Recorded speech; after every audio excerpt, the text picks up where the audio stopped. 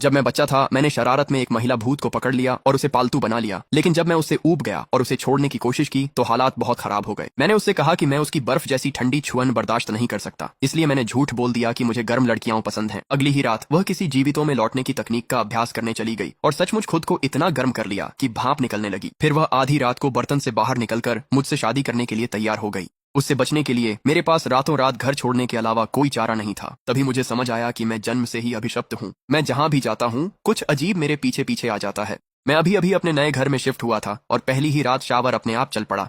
मैंने हवा में चिल्लाकर कहा, ये क्या बकवास है, तुम पानी का बिल भरोगे क्या?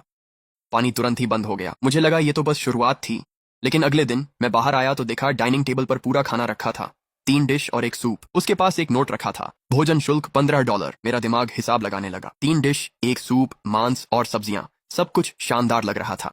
ऐसा खाना किसी भी रेस्टोरेंट में कम से कम $32 का पड़ेगा। $15 सस्ता सौदा है।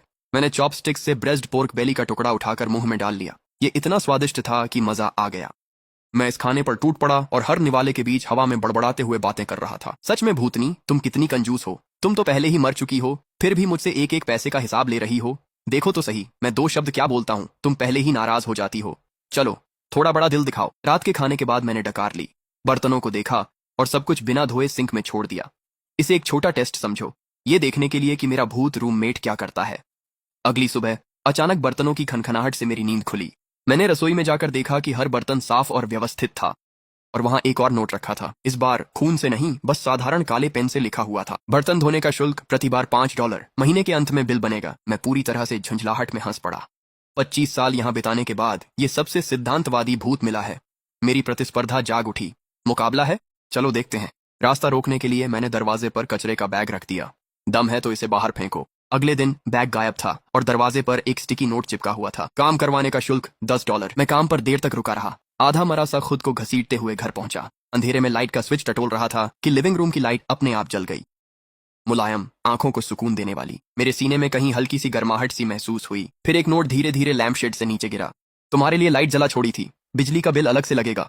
और बस, जो भी गर्माहट मैंने महसूस की थी वो 4 शब्दों ने मिटा दी, बिल अलग से लगेगा। मैंने छत की ओर आंखें घुमा ली। हमारे बीच ये अजीब बेहुदा खींचतान यूं ही चलती रही। मैं धीरे धीरे अपनी भूतिया रूममेट को समझने लगा। उसका नाम था सू न्यान, पूरी तरह सफाई पसंद। मैंने अपनी अंडरवियर फर्श पर फेंकी और वो सचमुच खुद ब खुद सिंक में कूद जाती थी। ओसीडी स्तर की जुनूनी। अगर मेरी शेल्फ पर एक भी किताब ऊंचाई के हिसाब से न रखी हो तो अगले दिन तक पूरी शेल्फ एकदम सही तरीके से व्यवस्थित मिलती थी। वो प्रोफेशनल की तरह खाना बना सकती थी, लेकिन बहुत जबरदस्त रंज भी पालती थी। अगर उसके पास ज्यादा फुर्सत होने की बात कह दो तो 3 दिन तक लगातार उबला हुआ सादा टोफू ही खिलाती थी। वो काफी बेरहम भी थी। मैंने एक छूट वाली शर्ट खरीदी और उसे आईने के सामने पहनकर देखा। आईने पर धीरे धीरे नमी में शब्द उभरने लगे, शरीर संदिग्ध, पसंद संदिग्ध, बटुआ और भी ज्यादा संदिग्ध। मैं गुस्से से तमतमा उठा। मैं हवा में ही भड़क उठा। अपने काम से काम रखो, तुम मर चुकी हो, फिर भी यहाँ बिल आधा आधा बांटने की बात कर रही हो। तुम तो कमाल की कंजूस हो। फिर आईने पर लिखे शब्द बदल गए, तुम्हें भी वही। एक बार मैं देर रात तक एक प्रोजेक्ट पर मेहनत कर रहा था। खाना बनाने की हिम्मत नहीं थी। चुपके से 1 कप इंस्टेंट नूडल्स निकाले, बस मसाले का पैकेट खोला ही था। अचानक पूरा कप कचरे में फेंक दिया गया। दीवार पर साफ सुथरे छोटे अक्षरों में शब्द उभर आए, जंक फूड सेवन न करें, हस्तक्षेप शुल्क 2 माह के अंत में वसूला जाएगा। मैं दांत पीस रहा था, लेकिन अजीब बात है कि हंसी भी रोक नहीं पा रहा था। ये भूत कंजूस थी, छोटी छोटी बातों में उलझी रहती थी और हर वक्त मेरे मामलों में दखल देती थी। लेकिन अपने अजीब तरीके से उसने इस खाली अपार्टमेंट को किसी चीज से भर दिया था। मैं उसकी मौजूदगी का आदी हो गया था। सच कहूं तो मुझे ये सब अच्छा लगने लगा था। कम से कम अब मैं हर दिन सिर्फ टेकआउट और इंस्टेंट नूडल्स पर तो नहीं जी रहा था। कम से कम इस ठंडे अनजान शहर में चाहे मैं कितनी भी देर से घर लौटूं, हमेशा मेरे लिए एक बत्ती जलती रहती थी, भले ही उस रोशनी के साथ बिल भी आता हो। एक दिन मेरा इकलौता दोस्त चेन जिया पीने के लिए मेरे घर आया। वह अंदर आया, इधर उधर देखा और धीमी सी सीटी बजाई। भाई, तेरे इस कबाड़ खाने में इतनी सफाई कब से होने लगी? छुप कर कोई क्लीनर रख लिया है क्या? खुद ही किया है। मैंने बिना कोई भाव बदले उसे एक ठंडी बियर थमा दी।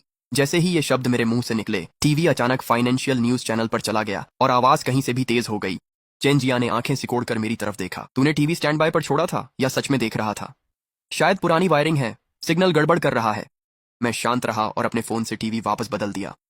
मन ही मन, सुन्यान बस करो। कुछ बियर के बाद माहौल भारी हो गया। चेन जिया ने अपना ड्रिंक नीचे रखा और गंभीरता से मेरी ओर झुक गया। लू चेन, सच सच बता, तुझे पता है ये जगह मौत का घर है? मेरी उंगलियां बियर की बोतल पर कस गईं। मैं जड़ हो गया। कुछ साल पहले इस अपार्टमेंट में एक औरत की मौत हो गई थी। मैंने तुझे कभी नहीं बताया क्योंकि मैं तुझे डराना नहीं चाहता था, लेकिन अब मैं इसके बारे में सोचता ही जा रहा हूँ। मेरा कजिन इसी कॉम्प्लेक्स में नाइट सिक्योरिटी पर है। उसने कहा कि जिस तरह से उसकी मौत हुई वो बहुत संदिग्ध थी, बिल्कुल भी आम हादसा नहीं लग रहा था। मैं कुछ सेकंड के लिए चुप हो गया, फिर सपाट स्वर में बोला, वो बुरी इंसान नहीं है, उसका खाना कमाल का है। चेंजिया मुझे घूरता रहा। क्या तुम भी पत्रकार रहते हुए ऐसे ही नहीं थे? कैसे? मतलब जब तुम्हें कुछ अजीब लगता तो तुम तह तक जाने की जिद करते थे। तुम्हें कोई रोक नहीं सकता था।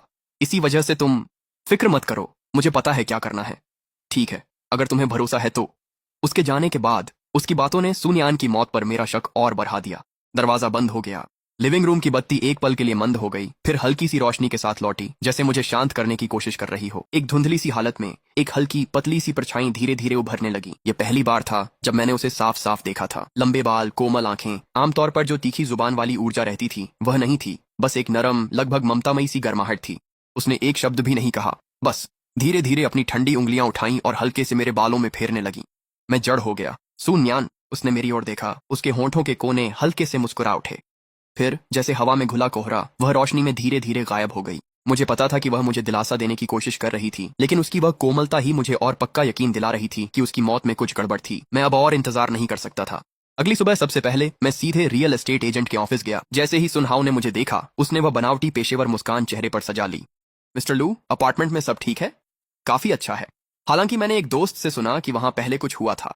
उसकी मुस्कान वहीं रही, पर नजरें मुझ पर ठहर गईं। पुरानी बिल्डिंग है, अफवाहें तो उड़ती ही हैं। आप मीडिया में हैं, बेहतर जानते हैं ये सब कैसे चलता है। तो वहां सच में कुछ हुआ था या नहीं? मैंने मुस्कुराते हुए पूछा। उसने 2 सेकंड तक मेरी आंखों में आंखें डालकर देखा, जैसे कुछ सोच रहा हो। फिर उसने एक लंबी सांस छोड़ी। सच तो ये है, पुराने किराएदार की गैस लीक से मौत हो गई थी। पर मिस्टर लू, आप तो ठीक हैं। अब ये क्यों पूछ रहे हैं? बस यूं ही पूछा, कोई बात नहीं।